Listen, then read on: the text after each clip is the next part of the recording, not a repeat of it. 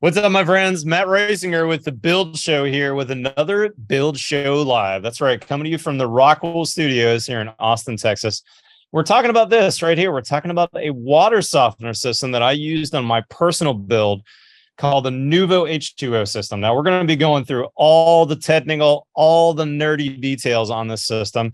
I've got with me the founder of the company, Nuvo, Laird. With me, I've also got Eric Ani from Build Show Network. Eric is Mechanical Hub that I'm sure you've seen a million of his videos on Instagram and TikTok. So we've got a really good topic today, and this happens to be a topic that hits very close to home for me because I've had a lot of personal issues with scale in the past. We're going to get into that in just a minute.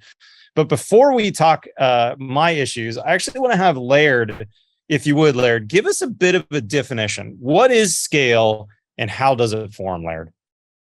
Well, scale affects almost 90% of the homes in America. And there's three factors that really contribute to scale. I mean, the first is the hardness in the water, the minerals in the water, and that's calcium, magnesium. And all of your culinary water from municipalities, they have that, calcium, magnesium. The second will be, what is your pH? Your pH has to be above 7.3. And obviously, the more minerals in the water or the harder your water is, and the higher the pH, the harder your water is, and the faster it'll form scale. But the last element that really creates scale is heat.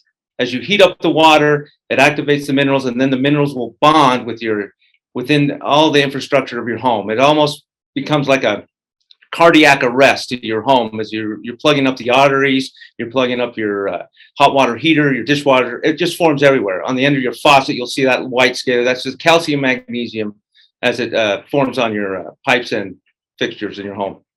Okay, so this is really a hot water side issue when it comes to our piping distribution, and we got cold water pipes and hot water pipes. So let's go to a quick clip. This is just a 2-minute or so clip of, if you guys remember Jordan Smith, who used to work with me and make videos. This is Jordan and I cutting a couple water heaters open. Let's see what we found on the inside of some old water heaters. Very interesting. Look at that scale. What we've got here is scale from the hot water is building up on the whole inside of the tank. So let's see if we can flake some of this off here. So look at that right there. It looks like sand, but what you're seeing actually is mineral deposits in the water are depositing on the outside surfaces of this water heater. So on the tank walls, it's depositing on the flue, and it's going to deposit probably pretty heavily in the bottom of the tank. Although, interestingly enough, there's less in the bottom of the tank than I thought there might be. So look there, that's all scale. You all know what I'm going to show you here, but it's a picture of my aerator with a ton of scale in there. And here I'm looking at this sand in here, this scale, and I'm like, what the heck is this? You know, where did this come from? I have a tankless water heater. I don't even have a tank, right? There's nothing that would hold scale. Flip to the next picture, if you would, Mercedes. And I'm got it like on all my faucets. And I would, take a aerator off and clean it off and then put it back on. And sure enough, like a week later, the same thing would happen. And it's about this time that I'm realizing, oh my gosh, this is scale that's forming in my tankless water heater. There's really no place to hold that scale. It's just flaking off. It's popping into my PEX water lines, and then it's distributing throughout my entire house as if someone dumped a bag of sand in my water system. Hit that next photo, if you would, Mercedes. Not only that, though, y'all know what this is, right? Eric's probably smiling because he knows this is a cartridge from my thermostatic valve. I didn't know what the heck was happening. Here I am in the height of the recession. I don't have 2 cents to pay a plumber to come out and get this figured out. So what do? I go to YouTube and I go, all right, well, how do I take this cartridge out of my wall? This is my master thermostatic. So I probably watched one of Eric's videos, but I figured out how to get that cartridge out. And sure enough, if you could kind of pinch and zoom on that photo, scale all the way around that stupid cartridge. There was a big stainless steel screen in there. And on that cartridge, everything was just forming around that. And you can see in the background is my my tiled master shower where I'd taken the trim off, I'd taken the handle off, I'd taken the cartridge out, and I had to put a piece of duct tape in there so the water would drain forward of my tile, not behind my tile. And this photo I took, I did that same process about every 9 months or a year I lived in that stupid house. It drove me bananas. At the same time, I was telling my wife, we really need to put a softener in this house. And I was thinking, well, I don't have a spot for a softener, number one. I don't have a drain. I don't have a plug. I don't have a good place to put it. And number two, my wife at home is saying, I don't want a softener, Matt. I absolutely hate the feeling of slimy water. This is a no-go for me. You just get out there and you flush that tankless water heater every year. When I found out about these guys, when I was building my new house, it was like, oh my gosh, the light bulb went out. And that's what we're going to be talking about today, is this Nuvo system and how different it is than traditional systems, how it solved the wife issue that I had, which was my wife did not want that feeling of soft water, that slimy, I can't get the soap off my skin feeling. And I got what I wanted, which is no scale formation of my system. So with that being said, let me go to you, Eric, and I want to ask you some questions and kind of hear your experiences. So Eric, what's kind of been your experience with scale in general and traditional softening type systems? Well, with scale, first of all, you really hit on it already with your video with the water heaters. I see that all the time. In my area here in Minnesota, we have a lot of gas water heaters, but electric as well. And nobody can see inside these things, right? But when we pull out like electric elements because they've failed, people say, hey, we don't have any hot water.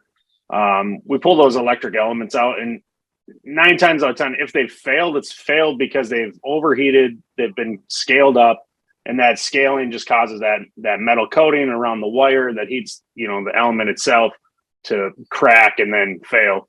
So that's like super common as a plumber. I think anybody that has lived with an electric water heater has probably dealt with that at least one time.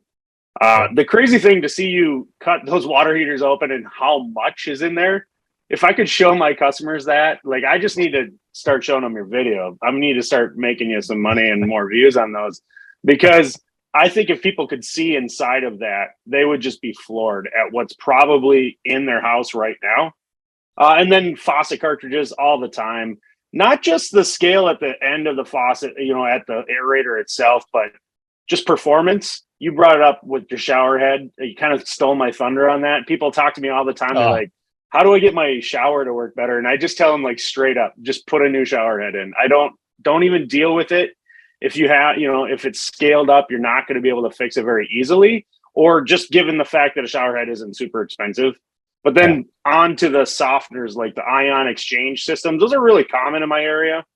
And even though they're not outlawed yet, I think people are starting to realize how kind of wasteful they are. So systems like this are really attractive, especially if you're paying for your water, like on a city municipal system where you're metered and billed monthly for it. Laird, you mentioned something I want to touch on, which is, that unit, that steam generator was fully, probably clogged up with a bunch of scale, and you were able to get it working again. Is it possible that your system in a house with a traditional, tanked water heater that had a bunch of scale in it already could actually do some reduction of that existing scale on the system? Well, yes, actually, and we've independently proven that. It is, as far as I know, we're the only system to prove that. We actually, through a Patel study, we proved that our system can prevent scale at the same efficiency as an ion exchange. But the other thing we did is we used tankless water heaters, like in your case, and it was taking them a minute to heat water up. So you would turn on your faucet and you have to wait a minute, because that scale forms on that heating element. It really forms, it becomes like insulation on that heating element. Eric was talking about how it fails. It's because all that scale forms on that heating element. It's like insulation, so it has to work twice as hard to get the water to temperature. So it's taking a minute for these water heaters to get the temperature. We hooked our system up in 14 days, and we dropped that by 50%. It only took 30 seconds to bring it to temp. Wow. If we would have continued, it would have brought it completely back. But at that point, the study was over. But we'd proven, yes, we can restore the efficiency depending on where it's at in the process. But yes, we can restore the efficiency to your appliances with our system. You and I talked before this webinar, and you said something I thought was really interesting, that compared to a traditional salt-based system, the ion exchange system, and this, there's a couple advantages that you saw on this Nuvo system. Would you outline those for us? Yeah, absolutely. I think the biggest advantage is non-mechanical. So there's minimal maintenance. There's no moving parts that you really have to worry about. As you look at like the Duo system next to you, I actually have a single one right here.